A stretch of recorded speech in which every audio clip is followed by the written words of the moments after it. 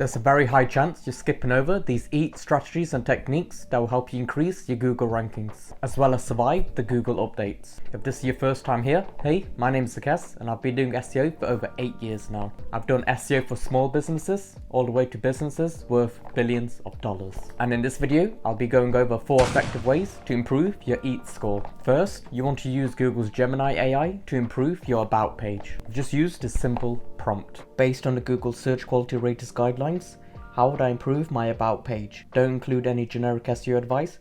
Give me actionable steps. And you'll be provided some handy dandy actionable steps from Google's own AI. So I'll be using this page as an example. So as you can see here, we've put in the prompt and let's see what we get. So given this a read, this is actually quite generic and this isn't what we want. We want something specific, and we already mentioned that in our prompt. However, it looks like it's not going to give us that, so we'll have to give it again. This is generic. Okay, so now we've got something a lot better. So as you can see, it's mentioned, tell the story behind your company, while the web page mentions that the company focuses on natural and organic ingredients and uses sustainable practices. You can elaborate more on the story behind the company, the inspiration and the people behind the company. This will help users connect with your brand at a deeper level. Showcase your team. So that's another good suggestion because there was nothing about the team. Highlight your rewards and recognition. This is another great one because it doesn't mention any rewards or recognition, as well as add customer testimonials. That's a fantastic one. Now this does say use strong visuals. You can use images and videos to tell your story.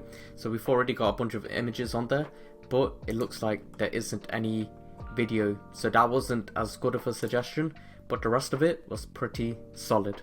Next, we're going to be doing something very similar, but with the contact page. Think about it, if you don't have a contact page, that's a huge red flag. What kind of organization does that? Especially if you sell products and your customer can't get in touch with you. Use this prompt. Based on the Google Search Quality Raters guidelines, how would I improve my contact page? Don't include any generic SEO advice, give me actionable steps only. So for this example, I'll be using my own pathetic contact page. So let's see what we get. As you can see, I put in the prompt. Let's see.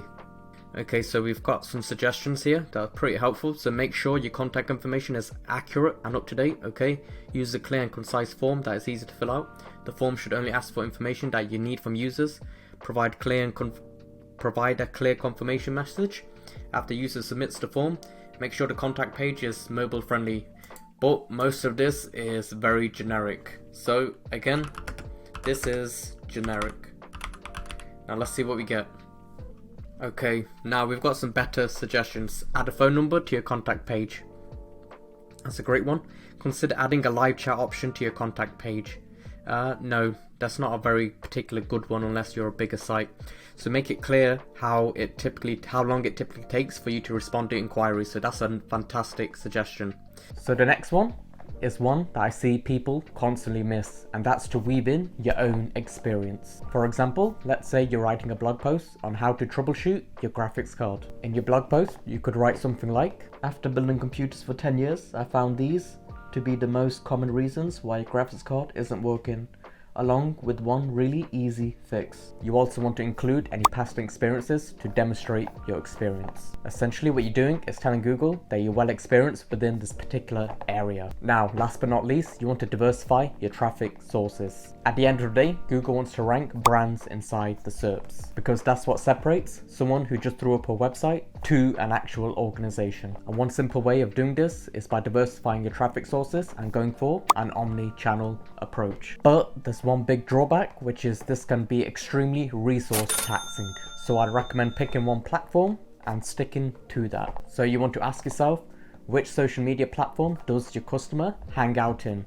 If it's Instagram, then just go for that. However, please keep in mind that not all social media platforms are created equally. Facebook is known for killing their pages so they can give you more ad results. You want to go to a social media platform that actually still allows you to reach your ideal customer. Now, thanks to this channel, I've personally been getting traffic to my own brand name and people are actually bidding on it. Now, if you want more ways to further your Eeat scores, I'd highly recommend checking out the $1 Billion SEO Audit.